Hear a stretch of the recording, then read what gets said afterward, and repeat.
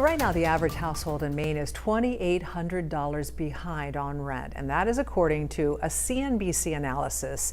And this evening, those families no longer have protection from eviction. Yesterday, the Supreme Court blocked the CDC's eviction moratorium. The agency argued evictions could lead to crowding and speed up the spread of the coronavirus. Landlords say they have been losing up to $19 billion each month because of the rule. They argued the CDC did not have the authority to impose that kind of restriction. The court's 6 conservative justices sided with the landlords. Earlier this year, Congress set aside nearly $47 billion to help pay back rent. President Biden is now calling on cities, states, and landlords to act quickly and prevent a wave of evictions. Now, to get some perspective here, let's take a look at the numbers. A report this week found nationwide just about 10% of federal rental assistance funds had been distributed. In our state, Maine Housing handles payouts for the Emergency Rental Assistance Program. It says as of Wednesday, it had paid out roughly $55 million. That comes from a pool of about $200 million that opened up in March. That means just about 27% of the money available to help with rent has been used. Now, as for people looking to buy a home, well, soon you could be looking at higher mortgage payments each month. The Federal Reserve says an interest rate hike could be coming before the end of the year.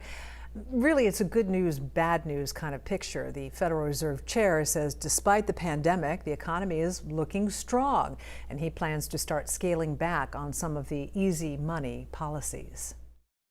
But the pace of the recovery has exceeded expectations, with output surpassing its previous peak after only 4 quarters, less than half the time required following the Great Recession. As is typically the case, the recovery in employment has lagged that in output. Nonetheless, employment gains have also come faster than expected. And here is why it matters. Right now, mortgage rates are running at near historic lows. It's one of the factors creating a hot housing market here and in many parts of our country. Now, this is a look at the rate on a 30-year mortgage. This week, the interest rate is just 2.87%. In 2019, it was 3.62. Back in 2018, it was nearly double today's rate at 4.55. That can make a difference of hundreds of dollars on your monthly mortgage payment. Deciding whether to buy or rent can be a tough choice, and the old advice that buying is cheaper than renting isn't always true. A new analysis by real estate tracking company Stessa looked at the Portland metro housing market.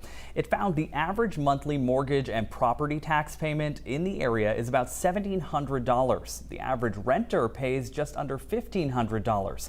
That's a difference of nearly 17%.